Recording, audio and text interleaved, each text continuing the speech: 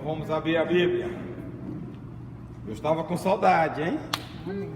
Romanos 8, 26 e 27. Estava mesmo, vai começar com Romanos 8.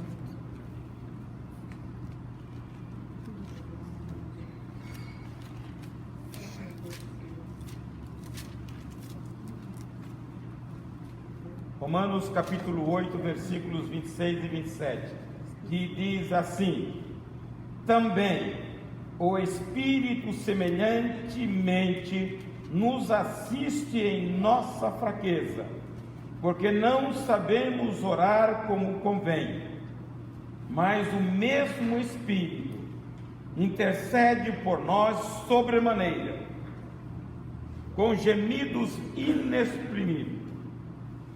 E aquele que sonda os corações sabe qual é a mente do Espírito, porque segundo a vontade de Deus é que ele intercede pelos santos.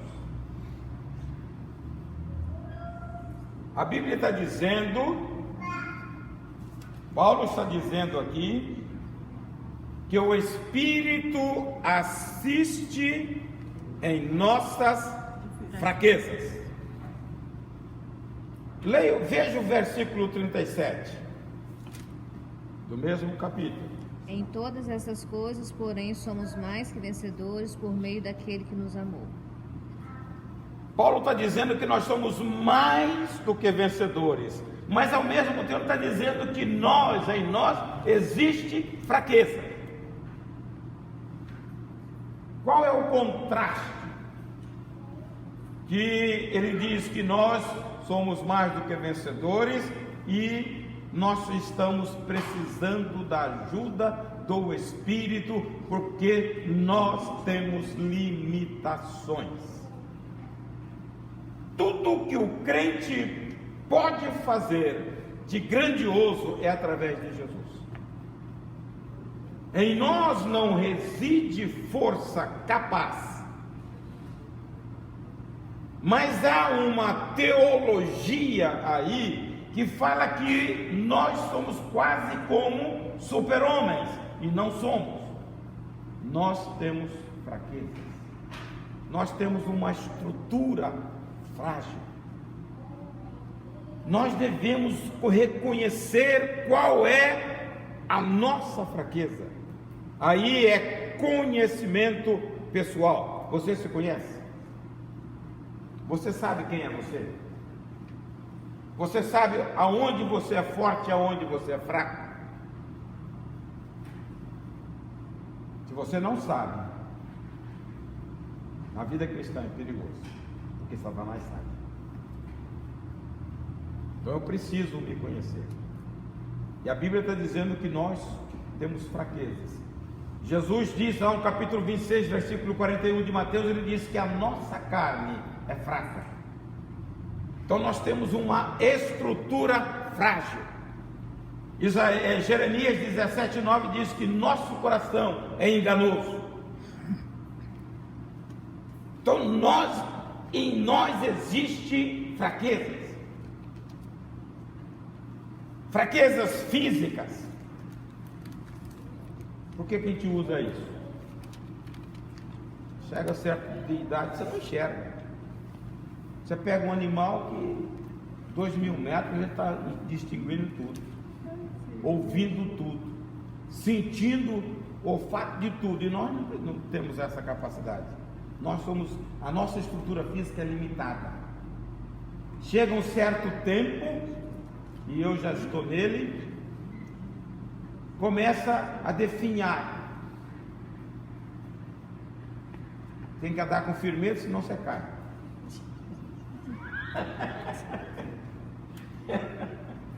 Ué.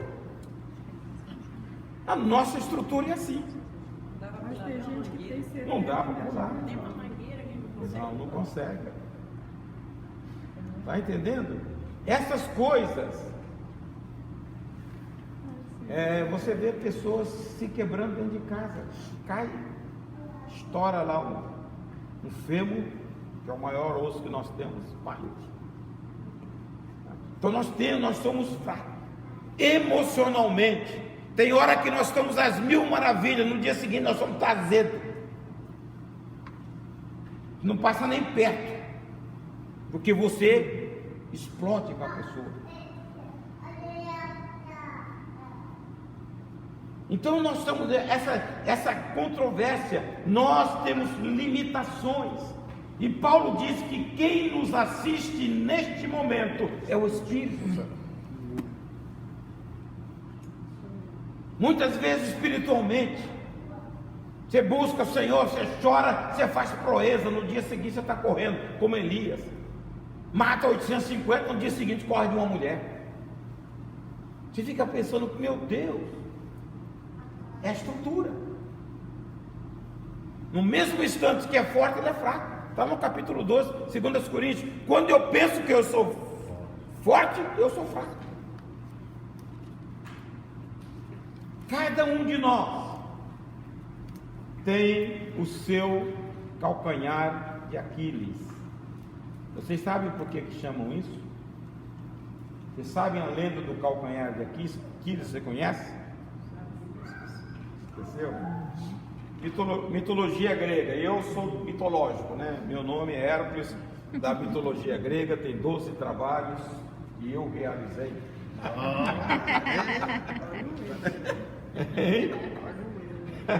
Não, mas o nome é mitológico, né? Os 12 trabalhos de Hércules. E diz que o pai de Aquiles tinha uma sina. Falaram com ele: você vai morrer numa guerra. E o pai dele ficou com aquilo na cabeça e falou: para fortalecer, eu vou levá-lo num rio, que tinha uma lenda que um rio do Egito, quando você mergulhasse a pessoa, ela se tornava inviolável. E ele pega o calcanhar e mergulha Aquiles, mas o calcanhar que ele pegou, ele não mergulhou. Na guerra, se não me engano, na guerra de Troia, ele foi alvejado por uma flecha exatamente aonde o pai não tinha.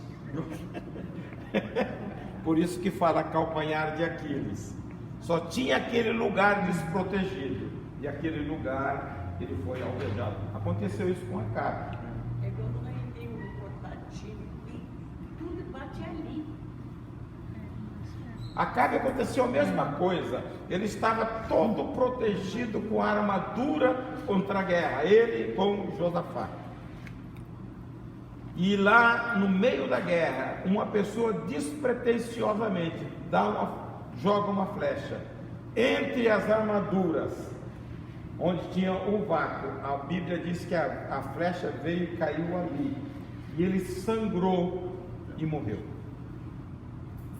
para cumprimento da profecia. Estava todo protegido, mas tinha um lugar desprotegido. Muitas vezes você precisa se proteger, porque Satanás sabe o seu lugar fraco. Nós precisamos, irmãos. Isso é conhecimento nosso. Quem nós somos perante Deus? A Bíblia diz que as nossas justiças perante o Senhor são como o quê? Onde está escrito? Isaías 64:6. Então, ela está dizendo que as nossas justiças são como trapos de imundícia, não valem nada perante o Senhor. Salmo 103:14, se não me engano, diz que a nossa estrutura é pó perante o Senhor. Então você tem que reconhecer e se abrigar debaixo da proteção de Deus, do seu Espírito, para você se tornar mais do que vencedores. Nós temos esta natureza frágil. A Bíblia diz que Ele assiste em nossas fraquezas. Nós temos uma natureza corrompida, irmãos. Se fosse possível fazer um raio-x da nossa alma, o que nós veríamos da nossa alma? Vocês já se preocuparam com isso? Eu vejo o trabalhar, eu tenho falado insistentemente aqui no culto de quinta-feira, sobre a falta nossa de meditação na palavra, e de gastar tempo em meditar e pesquisar a Bíblia. Satanás tem nos roubado esse tempo, para você se conhecer e saber a sua estrutura. Se você fizer um raio-x da sua alma, o que você vai ver nela?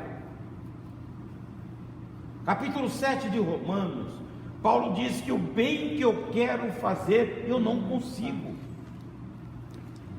Ele pretende, ele sabe o que é bom, mas faz o mal. Muitas vezes nós pensamos o bem, mas reagimos mal, porque nós somos fracos. Quantas pessoas nós temos a intenção de abençoar, quando abrimos nossa boca nós ferimos, por causa da natureza corrompida. Só rendição ao Senhor. Nós temos uma natureza fraca, frágil, e Deus, Jesus, quer restaurar essa natureza. Nós muitas vezes impedimos a ação de Deus, a ação do Espírito em nos transformar. Tornamos religiosos, frequentamos a igreja, mas Deus, não toque aqui, isso aqui é meu. Não toque acolá, isso aqui também não pode mexer. E nós vamos levando a vida assim, e com essa fragilidade, daqui um pouco nós estamos caídos. É por isso que lá fora tem uma outra igreja. Você vai na prisão, só nome de crente, pessoas que passaram pela igreja. Por que não se sustenta? Porque não conheceram a sua fragilidade. Veio o vento e derrubou.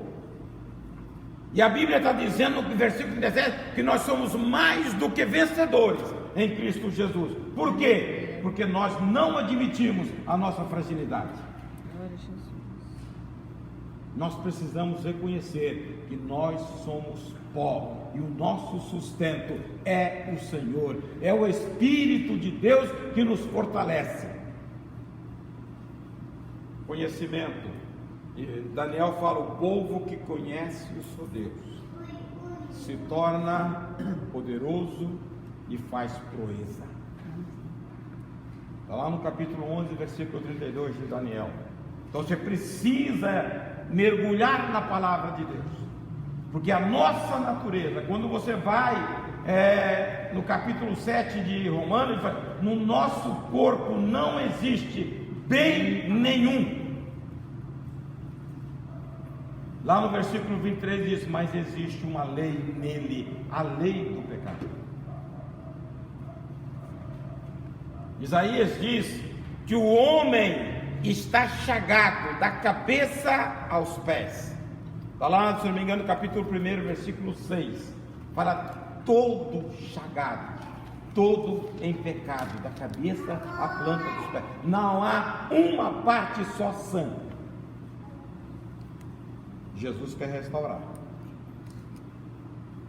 que Ele possa tirar um raio-x da nossa alma e ver o poder da palavra na nossa alma, restaurando, limpando, purificando, de maneira que em nossa alma seja impregnada a imagem de Jesus.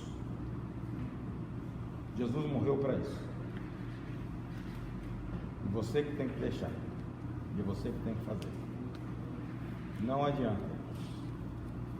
Não vem um anjo do céu, não vem um trovão abrir a sua cabeça. É você, conscientemente. É você, intencionalmente. Você tem que ter intenção de mudar a sua vida, parecer com Jesus. As coisas não acontecem. Por isso que Deus nos deu a lei da liberdade, o livre-arbítrio, para você decidir. Então decida. A nossa estrutura é fraca, mas nós temos um Deus poderoso. A Bíblia diz que o Espírito nos assiste. Em nossa vida, em nosso interior, há uma guerra.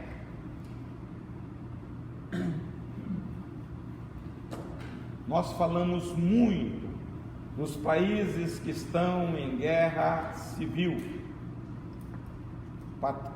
Patrício brigando contra Patrício. Isso se dá muito na África. Mas em nós também tem.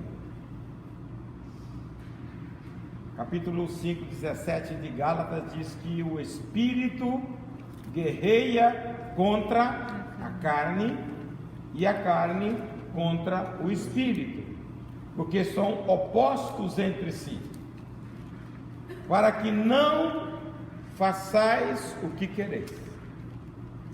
Nós temos uma guerra.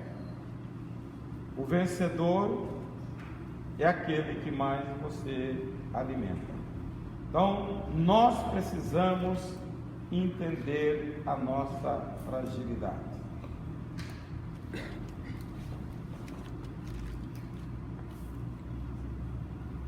Quantas pessoas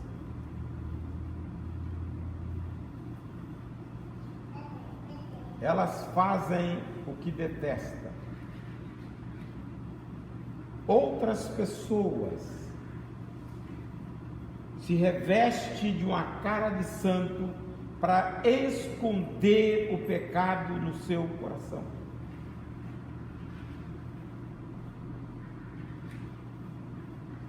Nós falamos muito contra determinados tipos de ação, porque nós só estamos encobrindo no nosso coração aquilo que estamos falando. Natureza fraca. Ocultamos, aparentamos uma santidade que não existe em nós, mas Deus vê.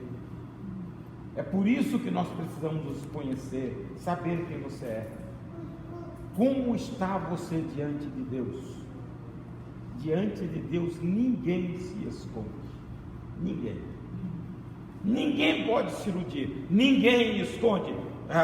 Hebreus 4:13 diz que todas as coisas estão nuas e patentes diante daquele que nós devemos prestar conta. Ninguém. Então não se iluda. Procure viver uma vida de sinceridade ao Senhor, porque Deus está vendo. Coração transparente diante de Deus, não tendo nenhuma parte oculta. Jesus diz que os nossos olhos são as lâmpadas do corpo. Se o nosso coração não tiver nenhuma parte em escura, nós refletiremos a Jesus. E ele diz: mas se houver alguma parte escura, quão grandes trevas serão.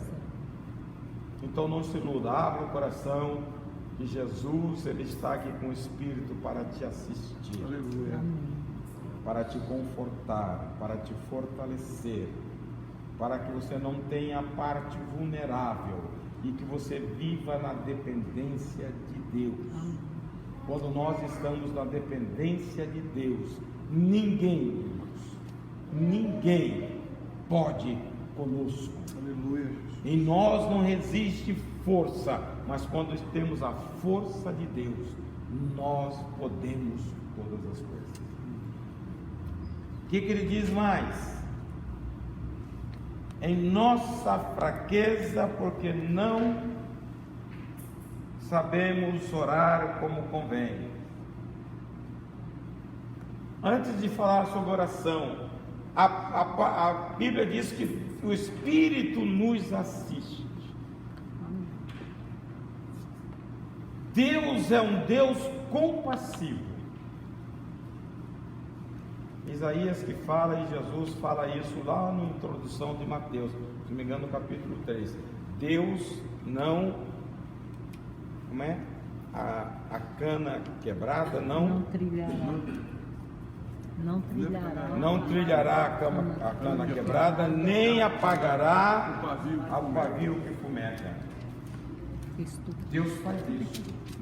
Mesmo na nossa fraqueza, mesmo no nosso abandono, Deus vem em nosso encontro. Deus não nos abandona. O Espírito está atrás da nossa vida, como o filho pródigo. O Espírito não nos rejeita, nós rejeitamos pessoas, o Espírito não. A parábola do bom samaritano, que está no capítulo 10 de Lucas, a partir do versículo 30, fala do homem que descia após o sacerdote e o levita. Eles passaram ao largo de um moribundo, mas o homem que representa Jesus, ele para. O homem está ali estirado no chão. Deus não tem nojo de nós, irmãos, do nosso pecado que fede. Deus, na sua santidade, ele vem ao nosso encontro. E a Bíblia diz que o homem trata, o samaritano trata e coloca na dependência lá da estalagem. Como era o homem? Não escutei. Não, mas ele colocou na mão do hospedeiro. Quem é o hospedeiro? O Espírito Santo. Ele coloca lá um homem todo quebrado, trate dele. Por isso o Espírito Santo nos assiste. Não abandona. Nós refutamos pessoas. Nós achamos superiores a determinadas pessoas. Nós passamos ao largo. Falamos muitas vezes das pessoas, dessa parábola que o sacerdote cortou e o levita também. E muitas vezes nós fazemos a mesma coisa. Deus não faz. Deus olha, Ele é compassivo, Ele vai e trata da nossa ferida. Ele não tem nojo das nossas mazelas. Ele nos assiste. O que depender de Deus, Ele faz por você. Se você quiser ser restaurado completamente, Senhor, eu sou assim, sou assado, mas eu quero mudar. Deus muda. Aleluia, Jesus. Ele está pronto. Ele te dá a capacidade, dá o denário, Ele dá o Espírito, e Ele vai tratar da sua vida. Deus nos assiste. Ele carrega o nosso fardo. Eu não entendo, tem hora que a gente vê, que a gente que lê a Bíblia e vê pessoas na igreja muitas vezes sofrendo. Eu não vejo aquele texto 11:28 de Mateus como para pecador. Eu vejo mais uma necessidade para crente. Só que o crente pensa que é para pecador, porque dentro da igreja tem muitas pessoas cansadas e sobrecarregadas, e Jesus quer trazer o alívio. É o Espírito Santo que nos assiste. Ele leva o nosso fardo. Ele quer te trazer alívio. E a Bíblia diz que encontrareis descanso para a vossa alma, alma desassossegada, porque não está com a assistência do Espírito. Alma que tem assistência do Espírito, ela está sossegada no Senhor. Tem paz, tem gozo, tem alegria. Você começa a desfrutar disso, irmãos. O Evangelho é isso. O Evangelho não é só livrar a pessoa do inferno, é trazer uma vida feliz e completa para a nossa existência aqui, que vale a pena. O Evangelho é isso.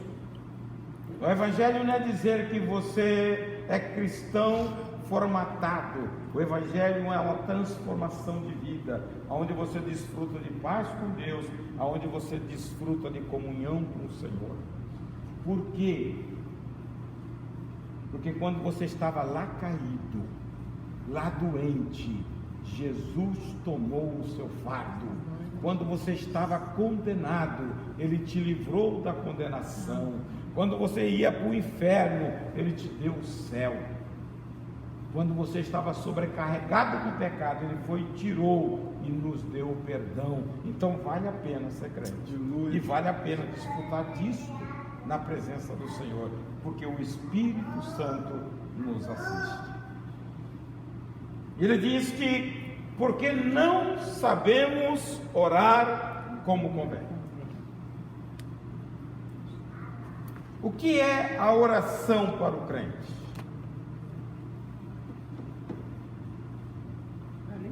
O alimento. E a Bíblia? Crescimento. Hein? O alimento e o crescimento. E a oração? O combustível. Coração e intimidade, né, com Deus. O combustível.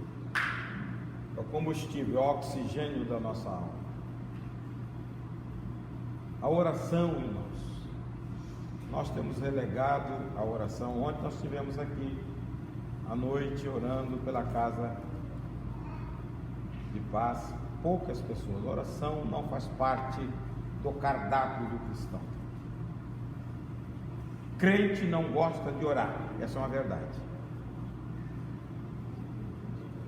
Crente não gosta de orar. Tem coisas mais importantes do que oração. A oração, todo mundo sabe o significado dela e o que ela faz, mas poucos a executam. A oração move o céu e abala o inferno. Na época de John Knox, a rainha da Escócia falava assim: eu tenho mais medo da oração dele do que o exército da Inglaterra, porque quando ora a coisa acontece. É verdade. E por que não oramos? Se você quiser cumprimento das promessas de Deus, você tem que orar. Deus tinha uma promessa para Isaac: você será pai de uma grande nação. A esposa dele era estéril. Como que a promessa se cumpriu? Porque Isaac orou. Não é porque você tem uma promessa, você vai para casa e deita. Você tem que orar para que ela se realize na sua vida. E os crentes hoje só querem oba-oba. Não tenho promessa, vai ficar na promessa. Capítulo 7 de Mateus, versículo 7. Pedi. Toda coisa que você pede, você recebe? Não. Por quê? Diz mal.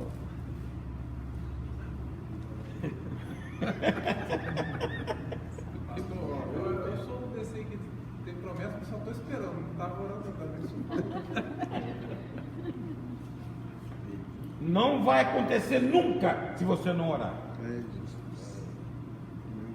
E outra coisa, muitas promessas, você vai levar anos orando para que Deus realize. Promessa muitas vezes é tratamento para nós.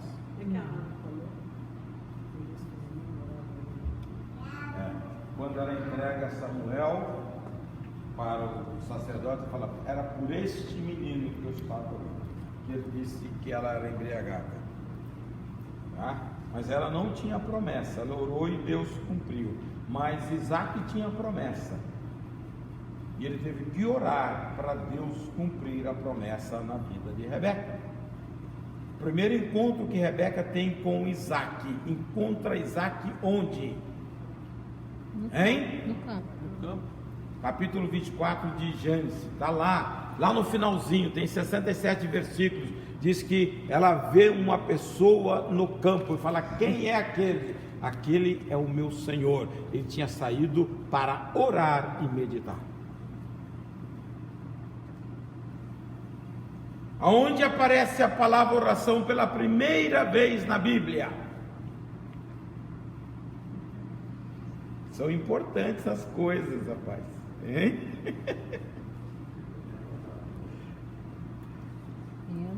A primeira menção. São coisas importantes que você deve descobrir na Bíblia. E toda a primeira menção, quase todas elas, estão aonde? Qual é o livro inicial da Bíblia?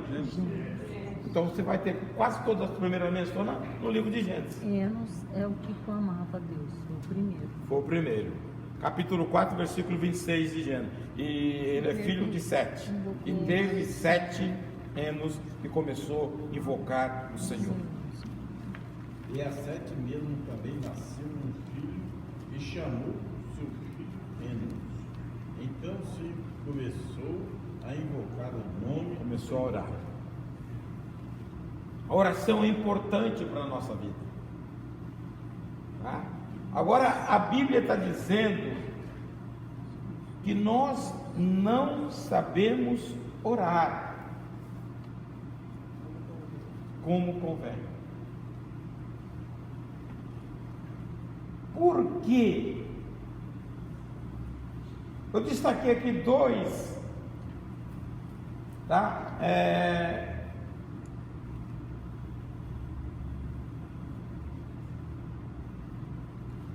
Duas razões.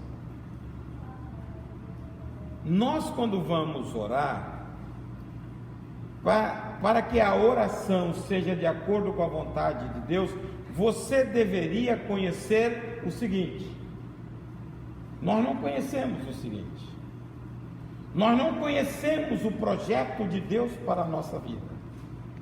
Tiago diz: pedi e não recebeis, porque pedis mal para o vosso próprio deleite. Como nós não antevemos o plano de Deus para a nossa vida, nós andamos pedindo coisas inconvenientes. E aí a Bíblia diz: porque pedis mal. Outra coisa é porque não sabemos o que é melhor para nós. Muitas vezes você confronta Deus e você tem uma agenda que você quer que Deus te atenda no seu momento, e Deus não é assim, porque Deus não tem limite de tempo nem de espaço. A cronologia de Deus é diferente da nossa, mas cada dia mais nós andamos contra o tempo e queremos as coisas urgentes. Nós queremos que a nossa vontade seja feita no céu, mas nós não estamos preocupados com a vontade de Deus fazendo aqui na terra. Mas eu quero, mas mesmo sendo contrária à vontade de Deus, eu quero. A oração que Jesus nos ensina: a vontade de Deus seja feita no céu, assim no céu como na terra, assim na terra como no céu. E nós queremos que a nossa vontade seja feita no céu. Orar como convém. Muitas vezes pedimos algo nocivo para a nossa vida. Isso acontece muito com pessoas desesperadas para casamento. Cuidado com jovens com casamento. Pastor, nesse contexto, o que colocar Deus à prova? Hein? Neste contexto, o que colocar Deus à prova? Porque a vontade de Deus é uma para a sua vida, e você está pedindo outra coisa, e com insistência. Você sabe o que Deus pode fazer? Conceder. Conceder e depois pagar o preço. Igual Balaão. Igual Balaão. Balaão já sabia a vontade de Deus.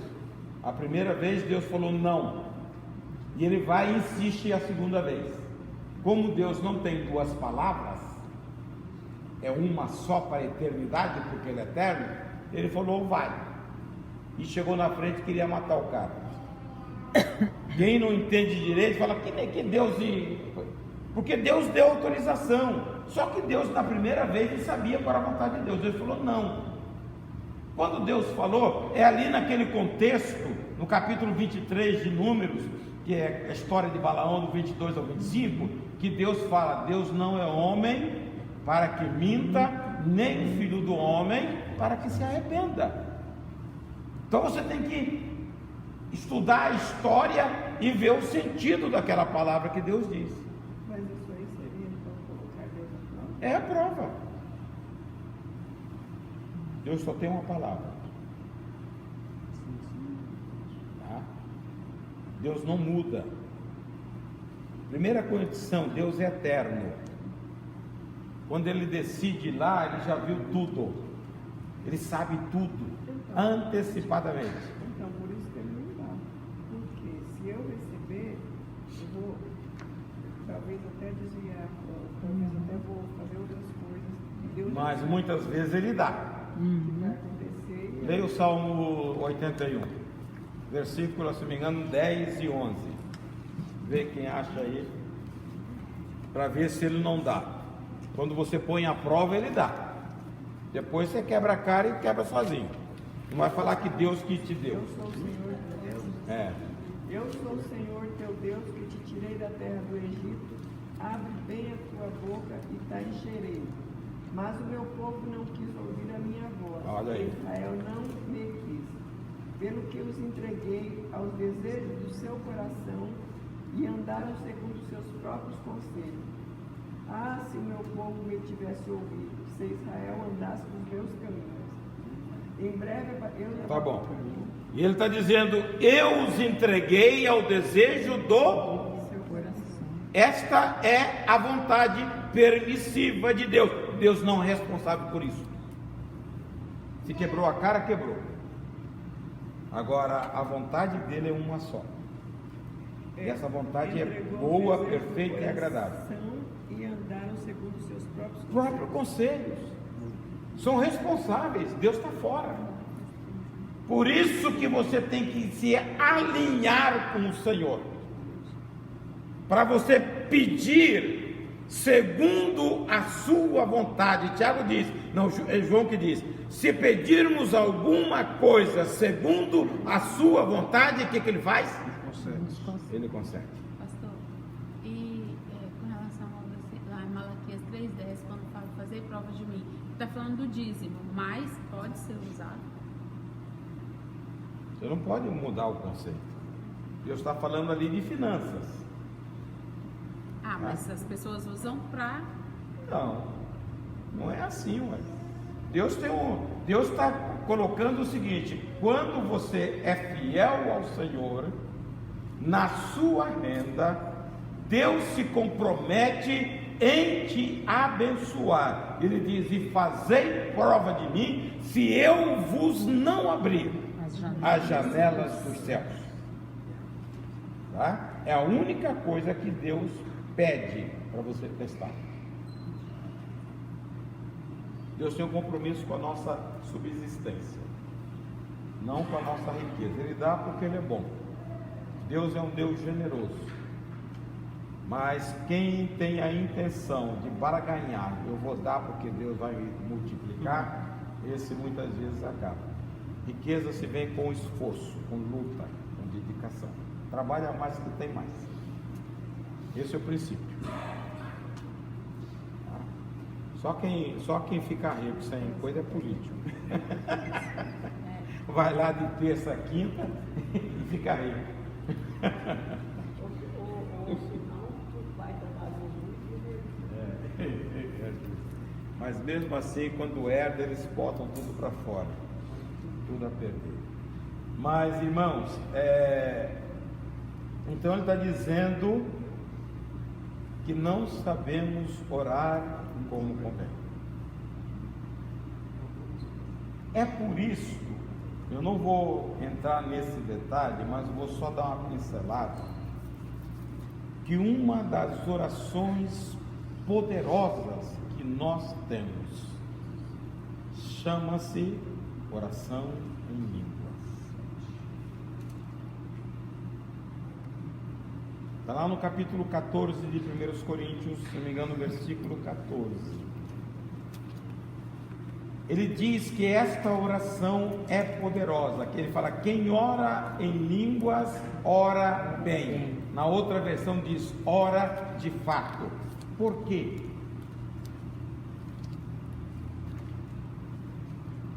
Tem que ter uma razão. Porque é o Espírito falando com o Espírito, né? Hein? Porque é o Espírito falando com o Espírito. Capítulo 2 do 1 Coríntios, versículo 10 e 11, diz, quem conhece o homem? Senão o seu Espírito. É o Espírito do homem que nele está. Não é isso? Então, quem me conhece profundamente é o meu Espírito. Quando, capítulo 14, versículo 2 de 1 Coríntios, quem tem ela aberta aí, leia para mim. Porque o que fala língua estranha não fala aos homens, senão a Deus, porque ninguém o entende, e em espírito fala de mistérios. Em espírito ele fala de mistério. E quem conhece o homem profundamente? É o espírito do homem. Porque quando eu oro em línguas, eu oro em espírito, o espírito vai pedir a Deus aquilo que realmente eu preciso, porque ele me conhece. Como eu não me conheço, eu peço para Deus, muitas vezes em vez de pão, peço pedra. Não é isso que Jesus disse? Aí o Espírito entra com intercessão profunda. Veja bem, a Bíblia diz que com gemido inexprimíveis, sofrendo por causa do meu pedido. Você já viu o que é gemido inexprimíveis? Nós falamos, mas muitas vezes você não traz para uma realidade, entendendo que Deus é uma pessoa, o Filho é uma pessoa e o Espírito é uma pessoa. Quando você geme inexprimível, porque alguma coisa está te doendo. É assim mesmo, nós geramos isso no Espírito. A intensidade daquilo que você não alinha com o Senhor, você faz sofrer o Espírito. A gente lê, joga para fora, como se nada acontecesse. Você traz para você. Quando você geme, quando você sabe de um problema, quando você está vivenciando um problema de saúde, ou problema financeiro, ou problema de relacionamento, você não fica angustiado. E tem noite que você geme, você não consegue dormir. A pessoa do Espírito faz isso por você.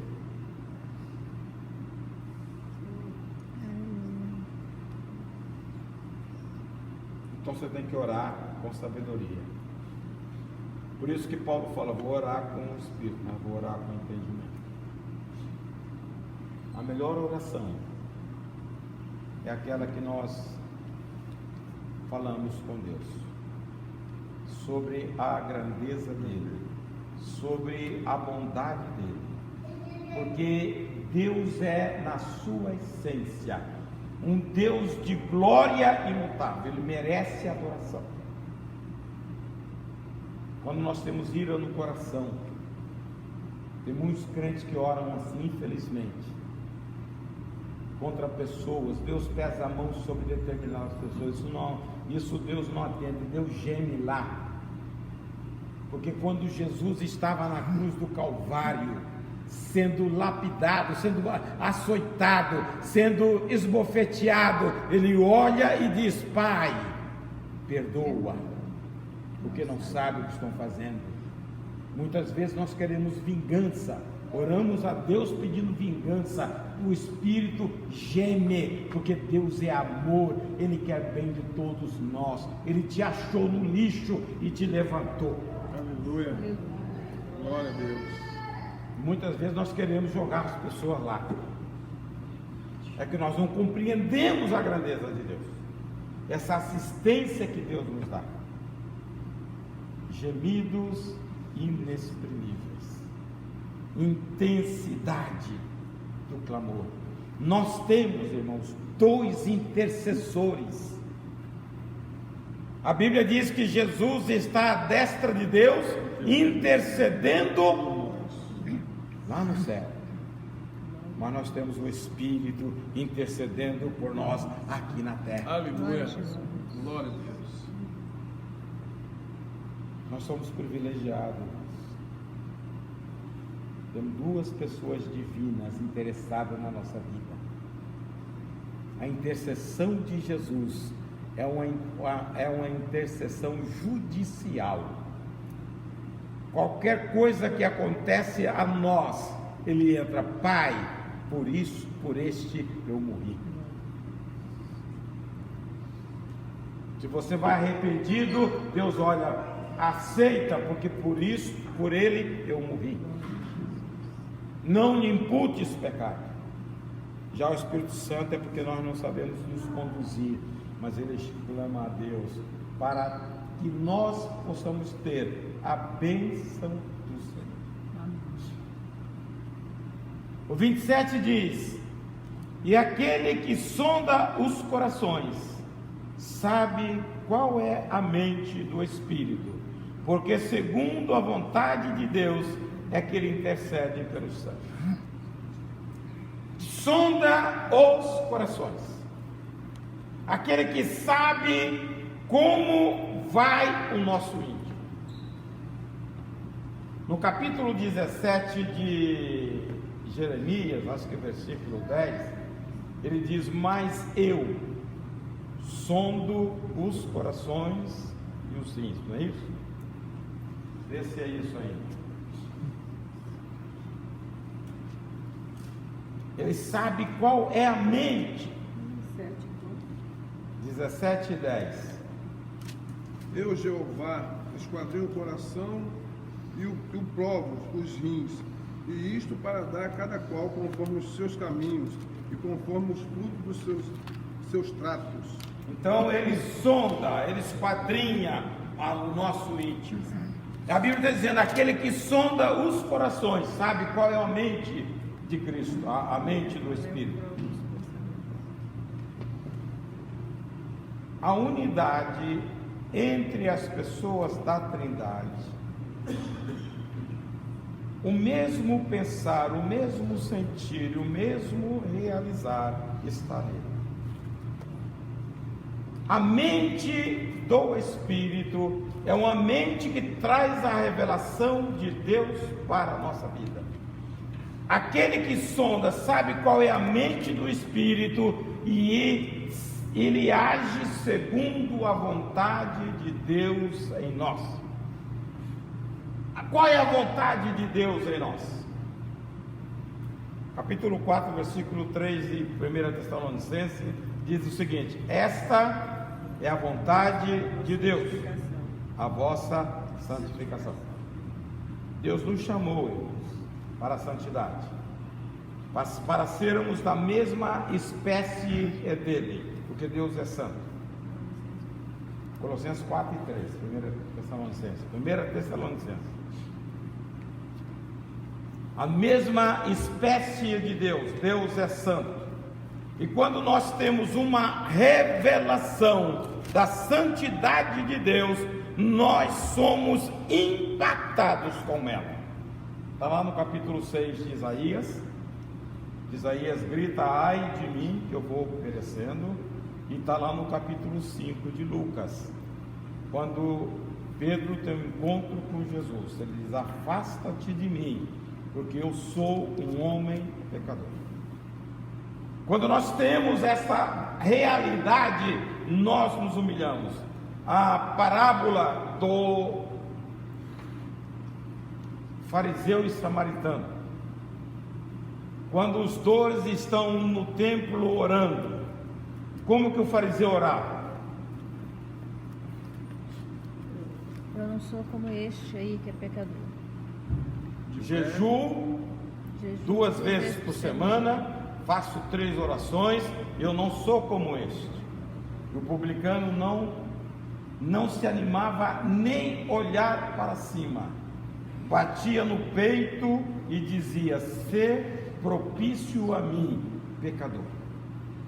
Quando você conhece a grandeza de Deus, você se abaixa, porque Deus é Deus. Aleluia. Mora na luz inacessível, Glória a Deus. mora no trono de glória.